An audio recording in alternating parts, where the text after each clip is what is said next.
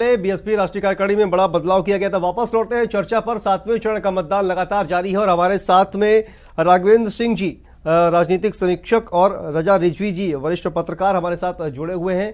चर्चा आगे बढ़ाते हैं। सर, जिस तरह से जातिगत समीकरणों की बात अभी प्रमोद गोस्वामी जी कर रहे थे, जिस तरह से पीएम नरेंद्र मोदी ने जिस तरह से शुरुआत कर दी थी सर चुनाव की, तो सर उन्होंने कहा कि ये जो नेता थे इससे उसमें हो गए हैं, बदल लिया गया है, लेकिन सर जो बड़ा चेहरा है वो तो प्रधानमंत्री नरेंद्र मोदी का और योगी आदित्यनाथ का है।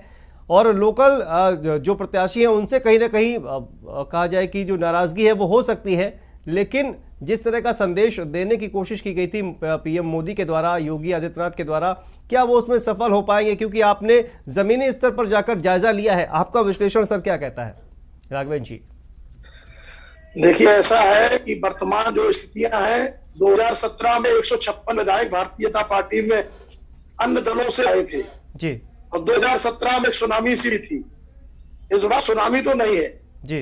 और जो आंकड़ा अभी हमारे वरिष्ठ पत्रकार भाई जी ने बताया जी, उनका अपना अनुभव है कि जो छोटे छोटे दल हैं इनके परिवार भी आपस में लड़ रहे हैं और भारतीय जनता पार्टी हमेशा जो है प्रहार करती है ये वंशवाद परिवारवाद पर। तो ये बात उनकी एकदम सही है कि भाई हर छोटे छोटे दल है उनके पूरे परिवार राजनीति में स्थापित है। तो कहां बात ये रह जाती है? ये जहां तक जो एजेंडा है या मैंडेट है ये लोगों की उसमें करने वाला नहीं है, गले तक नहीं। वो मैंने भी लोगों से देखा तो लोग ये कहते भाई अब अनुप्रिया पटेल जी स्वयं केंद्रीय मंत्री है, उनके पति जो है वो विधान परिषद सदस्य है, निशा पार्टी के राष्ट्रीय अध्यक्ष, वो राष्ट्रीय अध्यक्ष विधान परिषद सदस्य है, उनका बेटा सांसद है। तो बोले ये बात आप रूप पार्टी में जो लगा रहे आरोप प्रत्यारोप, तो ये कोई चर्चा ज्यादा लोगों में या मतदाताओं में ये सब चीजें नहीं दिखती जी। मतदाताओं में ये जरूर है, जैसा अभी रिजवी साहब ने कहा है कि हमने कुछ चीजें बढ़ने का काम किया है, फ्री बिजली देने की बात है, अभी ट्यूबवेल पे फ्री बिजली उपलब्ध कराने की बात है। इसके अलावा स्कूटी या लैपटॉप या तो भी हम दे सकते हैं, मोबाइल दे सकते हैं, ये बांटने की बात है, राशन के साथ तमाम चीजें देने की बात है जी। तो मतदाताओं में, क्योंकि कोरोना काल में बहुत सारे लोग जो बेरोजगार होकर के अपने गांव में लौट आए थे और ठीक है कि इस समय हालात कुछ सही हुए हैं और तीसरी लहर का इतना बड़ा असर नहीं दिखा, लेकिन ये भी बात सही है लोग कामकाज के उसमें हर गांव से हम देखेंगे 100-200 मतदाता कम है। अगर मतदान का जो प्रतिशत घटा है इसके पीछे सबसे बड़ा ये भी है कि लोग जो गांव में आए थे उनका मत तो भरा हुआ है, लेकिन वो अपने काम से कहीं राजस्थान निकल गए, कहीं बिहार निकल गए, कहीं उड़ीसा निकल गए। हर गांव में अगर आप देखेंगे कि उनकी मतदाताओं में जो लिस्ट में दी गई 1000-1200 की, उसमें हर गांव में आपको 100, 250, 300 तक आपको कम मिलेंगे। ये मैंने गांव जाकर के इससे देखा है जी। ग्राउंड रिपोर्ट जियो पर हमने जाकर के रिपोर्टिंग की है। इसके बाद जो आज जो सबसे बड़ा मुद्दा है, जैसे मैं मऊ में गया तो मऊ में आज भी 16 साल पुरानी घटना लोगों के जहन में है और लोगों के जहन में यह भी बात है कि 16 साल पहले जब कृष्णानंद राय हत्याकांड की घटना हुई और जिस तरीके से रोहिणी कांड में उस समय का चश्मदीद उस बात का कि रोहिणी कांड में जिस तरीके से योगी आदित्यनाथ जी के बारे में ये तो स्पष्ट है कि वो गुंडे, माफिया, अपराधी, इनमें दहशत है उनके नाम। और ये बहुत बड़ा मुद्दा बीजेपी के लिए और आरएसएस के लिए भी है कि उनसे बड़ा हिंदू चेहरा कोई है नहीं आज के समय में। और इसीलिए सर उनकी हर जनसभा में भी एक बुलडोजर खड़ा हुआ मिला है इस बार। तो इसलिए लोगों में ये चर्चा है और 16 साल पहले उनको मालूम है कि शैलेंद्र सिंह ने जैसे इस्तीफा दे दिया, उस समय की जो सरकार थी, माननीय मुलायम सिंह की सरकार थी और उन्होंने धारा 144 भी लगाई, उस समय राजा सिंह जी के हमला करने के बाद भी हमारे योगी आदित्यनाथ जी मऊ दंगे पर उतर के बोले और वो सदन में रोए भी थे। उन्होंने ये कहा था नहीं, तो वो कहीं ना कहीं लोगों के दिमाग में है। पूर्वांचल के लोगों के कहीं मैं जिलों में गया हूं, महाराजगंज, डुमरियागंज, गोरखपुर, इनमें तो कहीं ना कहीं आपने देखा हो कि योगी आदित्यनाथ जी की जो हिंदू बहनी उनका अपना एक आंशिक संगठन था, वो ठीक है भारतीय जनता पार्टी के मुख्यमंत्री बनने के बाद वो संगठन एकदम शून्य हो गया, उन्होंने उसको जीरो कर दिया। लेकिन इसके बावजूद लोगों में, जो उनके कार्यकर्ताओं में है, वो चीज देखने को मिली। और ये भी बात सच है कि अंतिम समय में, जैसे बड़रौना में APN सिंह जी अचानक कांग्रेस में जो गृह मंत्री रहे, वो अचानक आ जाते, कुर्मियों में उनकी अच्छी पकड़ है। और ज्यादातर जो 6% कुर्मी मतदाता है, पूर्वांचल में उनका बहुतायत मत है। वही कुशवाहा मौर्य, कई लोग 7% भी बताते हैं, कुशवाहा मौर्य वो भी 607% है। लेकिन ये भी बात सच है, कहीं प्रभाव केशव मौर्य का देखने को मिला, तो लेकिन स्वामी प्रसाद मौर्य का भी प्रभाव कहीं कम देखने को नहीं मिला। तो ये जो ओबीसी है, जो बिखराव था, और इसमें यादवों में भी, तो यादव लोग बताते थे कि नहीं साहब हमारा 19% मत है, उसमें घोसी, कमरिया, ये तमाम चीजों में, जातियों में उपजातियां, और जातियों में जो उपभ्रंश है, कहीं मोनिया समाज, कहीं बहुतायत संख्या में है, तो वो चौहान लिखते हैं, और उनका प्रभाव धारासी ग्राम आसपास के क्षेत्रों में उनका ठीक है, नहीं ना कहीं प्रभाव है। और आपने देखा हो पूर्वांचल में बहुत सारे उत्तर भारतीय भी है, जो कहीं कलकत्ता में है, कहीं मुंबई में है, बाहर में है, रोजगार के लिए अच्छे स्थापित लोग हैं। जौनपुर में मैंने स्वयं देखा है कि तमाम जो लोग हैं वो बहनों से आकर के इस बार मतदान को मान रहे हैं कि चुनौतीपूर्ण ये मतदान है, और वो वहां से छुट्टियां लेकर के या कारोबार से, और जो लोग गांव से बाहर हैं उनको लाने का भी पूरा प्रयास किया गया है। अब वो प्रयास कितना सफल है, ये तो जो शाम को सुबह 7 बजे जो शुरू हुआ, भारतीय जनता पार्टी इसको शुभ मानती है कि भाई 7 बजे 7वां चरण 7 मंत्रियों का इसमें जो भविष्य है, और 7वां चक्रव्यूह, और 7वां द्वार, और ये 7वां द्वार के बाद सत्ता का द्वार, तो कुर्सी पाने और चुनाव के रंग बदलने का जो खेल चला रहा हो, तो फिर कोई बड़ी बात नहीं है। ये लोग किसी न किसी से, जिसको बीजेपी से टिकट नहीं मिला निषाद पार्टी से टिकट ले आया, जिसको निषाद पार्टी से टिकट नहीं मिला वो अपना लहर से टिकट ले आया। लेकिन आप देखेंगे कि चेहरे वही है। इसलिए मतदाताओं में मैंने ये देखा है, स्वयं कई जगह रैलियों में भी गया, मैंने भाई किसकी हवा है, कौन बा, तो उन्होंने कहा कि भाई अभी कोई स्पष्ट बात बनावा।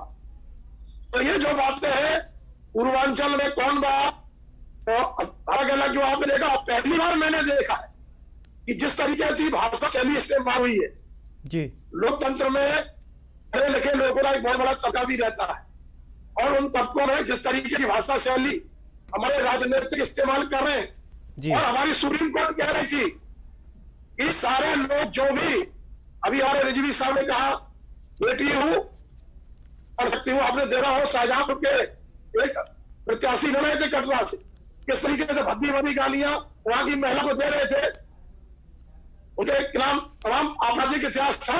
लेकिन कोई भी निर्वाचन अधिकारी से लेकर के जिन्होंने भी है, वो कोई भी अभी ये नहीं बता सकता कि वह आपराधिक ब्यौरा के ऊपर कितने अपराध है, कितने मुकदमे हैं। किसी भी अपराधी का ब्यौरा अखबारों में, समाचार पत्रों में, न्यूज पोर्टल पे नहीं डाला गया। ठीक है सर। अब वो ठीक कहते हैं इसमें सजा नहीं मिली, तो भाई MP MLA कोर्ट ने भी एक लिस्ट जारी की थी, अगर उसका संज्ञान लिया गया होता तो ये पढ़ा लिखा जो तबका है, नया वर्ग है, वो गुंडे, अपराधी, माफिया, इससे दूर रहना चाहिए उनके निगाह में या उसमें। और दूसरा ये भी बात है, बड़ी संख्या में विपक्ष ने यह फैलाया कि एक जाति विशेष के लोगों पर बुलडोजर चला है। ये बड़ी लोगों में भ्रांतियां थी, भाई कार्रवाई हुई है तो एक जाति विशेष के अपराधियों पर ही कार्रवाई हुई जी। उन्होंने कहा कि नहीं साहब, कुछ लोगों में नहीं हुई। तो ये बात सच है कि लोकतंत्र में निष्पक्ष जो हमारा संविधान भी कहता है, समानता के अधिकार की बात है 14 में, तो कार्रवाई अगर होनी चाहिए, अगर जो गुंडा माफिया अपराधी है वो कोई नहीं हो, वो निष्पक्ष उसमें कार्रवाई होनी चाहिए। ये तो बात सच है, क्योंकि मतदाताओं में ये बात की नाराजगी है।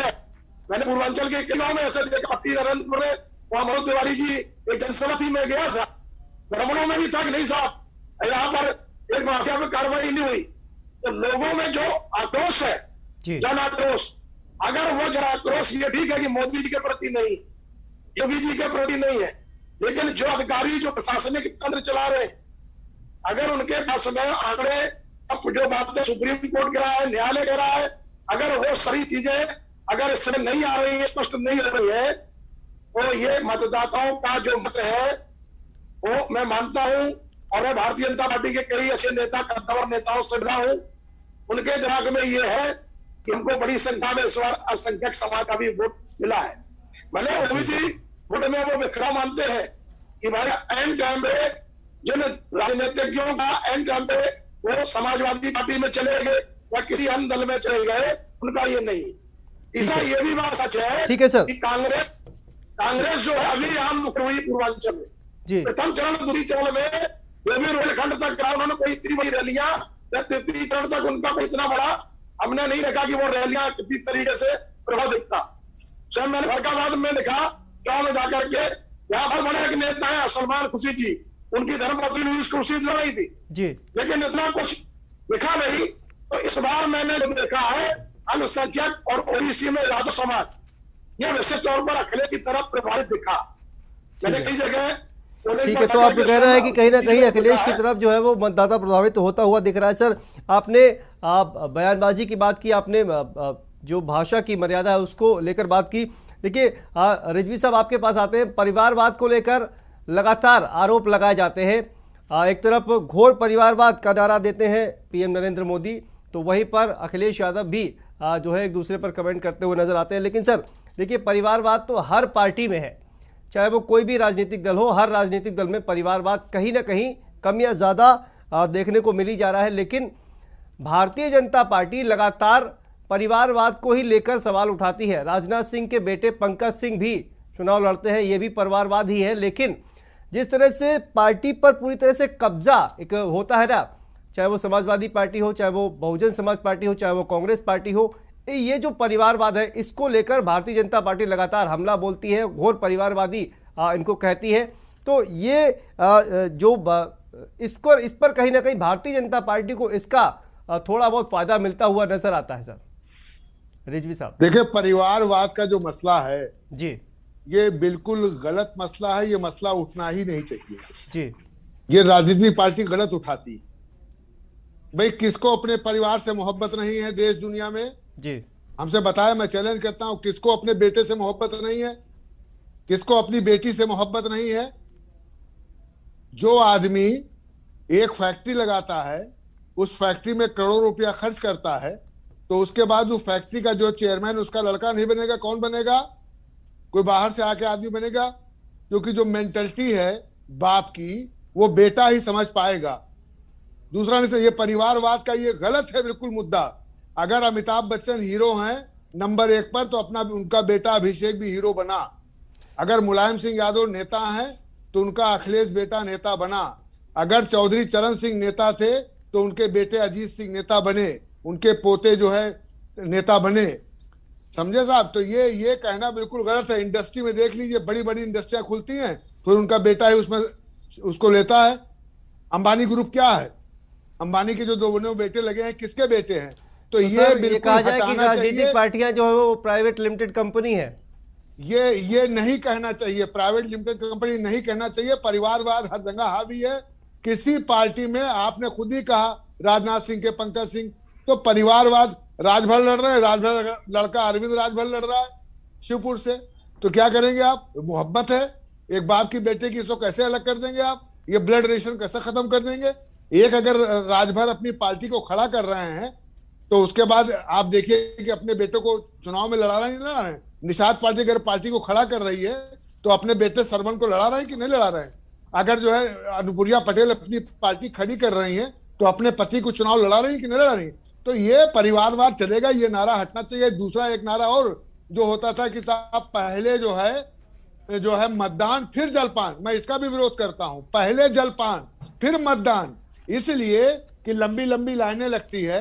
मैं ओल्ड एज का आदमी हूँ, 60-65 साल का, लंबी लाइन में लगूंगा, नहीं खाए रहूंगा, गिर जाऊंगा, बेहोश आ जाएगा, तो कौन उठाएगा हमें? तो इसलिए पहले जलपान फिर मतदान, ये चेंज होना चाहिए और परिवारवाद का मसला खत्म होना चाहिए। ये कोई बहुत बड़ा मसला नहीं है, ये मेरा अपना विचार है। ठीक है सर, परिवारवाद पर ही राघवेंद्र सर जो है, जिस तरह से राघवेंद्र सर से इस पर प्रतिक्रिया ले रहे थे सर, जिस तरह से सर ने कहा कि ये जो परिवारवाद का मुद्दा है ये नहीं उठना चाहिए। सर आपका क्या कहना है सर? नहीं, उनकी बात एकदम जायज है जी, कि जैसे स्वामी प्रसाद मौर्य जी को आपने देखा हो, उनकी बेटी सासठ है बधाई से जी। अभी एक मुद्दा आया पोलिंग में, उन्होंने बीजेपी टिकट टच किया, सुमित्रा मौर्य जी ने कहा कि नहीं हमारे पिताजी के साथ घटना हुई जी।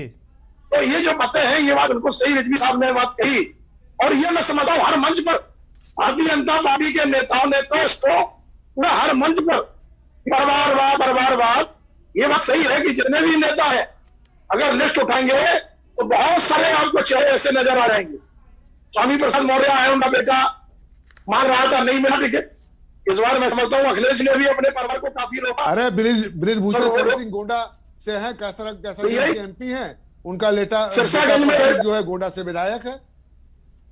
भाई सिरसागंज में जमीर सिंह जी मैनपुरी से भी चुनाव लड़े, उनका बहू जो है जिला पंचायत अध्यक्ष है, बेटा भूमि विकास बैंक का अध्यक्ष है, एक बेटा ब्लॉक प्रमुख है। तो ये सब बातें जो है, तो ये सारी चीजें बसपा सुप्रीमो को देख लीजिए। अभी आपने कहा कि आनंद जी को राष्ट्रीय उपाध्यक्ष बना दिया गया, उनके भाई है।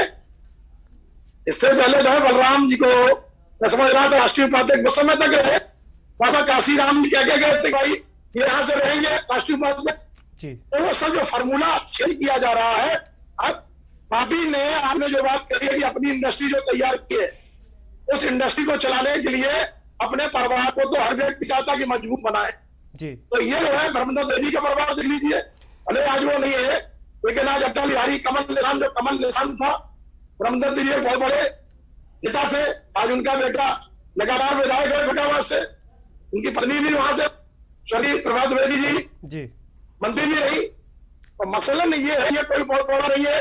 बुंदेलखंड में चले जाइए, गंगाचरण राजपूत जी कई बार संसद रहे, उनका बेटा ब्रिजभूषण जो आज भी विधायक है सरकारी से। तो मसलन ये है कि ये जो टिकट के दावेदार है और टिकट के बाद जो मुद्दा बनते हैं जी, उन मुद्दों में ये जो परिवारवाद, वंशवाद, ये सारी जो राजनीति है, या तो इसका कोई एक बनाया कोई ठोस ये है, और जब कोई ठोस ऐसा नहीं है और लगातार आप केवल हर पार्टी पे आरोप प्रत्यारोप लगाते रहेंगे, मतदाताओं में इन सब चीजों का असर दिखता नहीं। मतदाताओं में जो खामोशी है वो इस बात की है कि रोजगार की बात होनी चाहिए।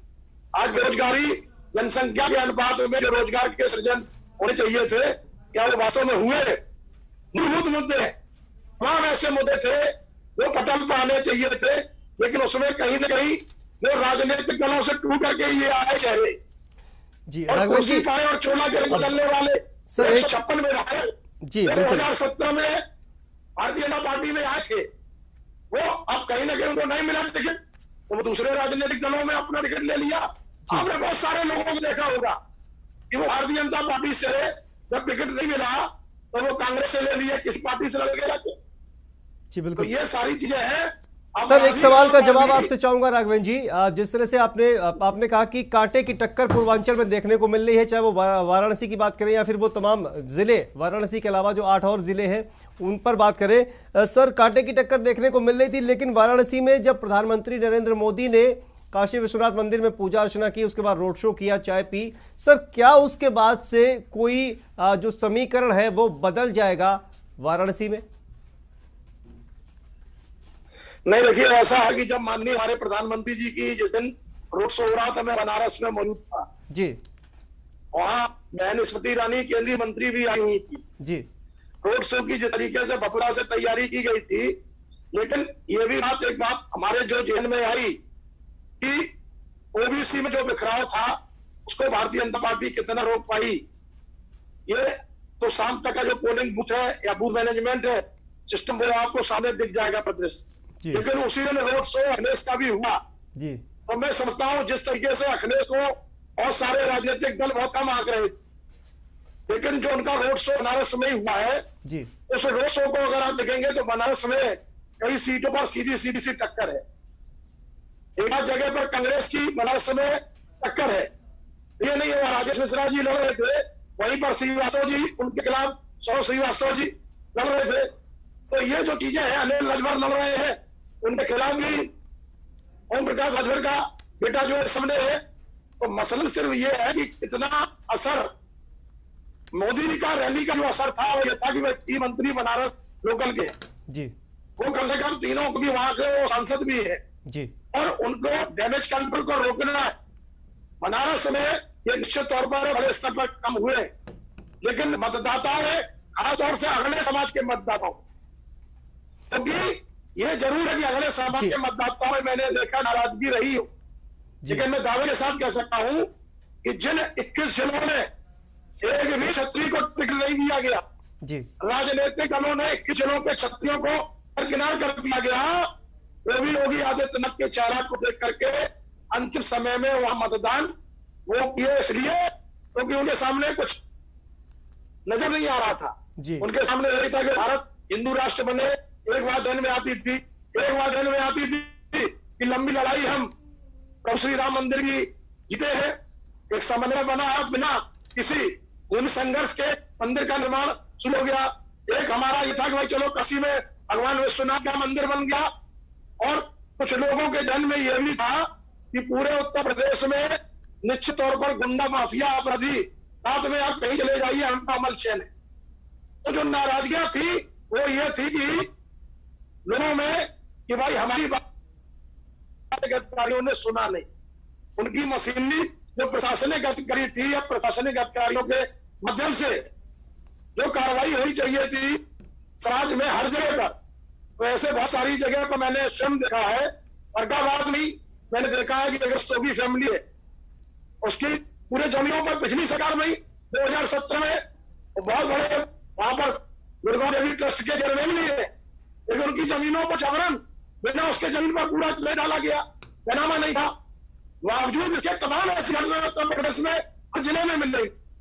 तो एक तरफा जो कार्रवाई हुई है प्रशासनिक अधिकारियों ने भी कई तथ्यों को छिपा करके रखा है जी। और जो तथ्यों को छिपा करके रखा है और जाति विशेष के लोगों का उत्पीड़न, ये भी जो तमाम मुद्दे सामने आ रहे हैं, ये बात आपकी एकदम सही है कि ठीक है सर। तो कहीं ना कहीं लोकल स्तर पर जो है वो नाराजगी लोगों में देखने को मिल रही है, आपका कहना है सर। तो आप दोनों का रिजवी जी और राघवेंद्र जी, आपका बहुत बहुत शुक्रिया इस पूरी चर्चा में शामिल होने के लिए। और 7वें चरण का जो मतदान है वो लगातार जारी है और ये के न्यूज़ पर ये महा कवरेज भी लगातार जारी है। फिलहाल वक्त है एक छोटे से ब्रेक का, फौरन हाजिर होते हैं। आप देख रहे हैं के न्यूज़, खबरों का सारथी।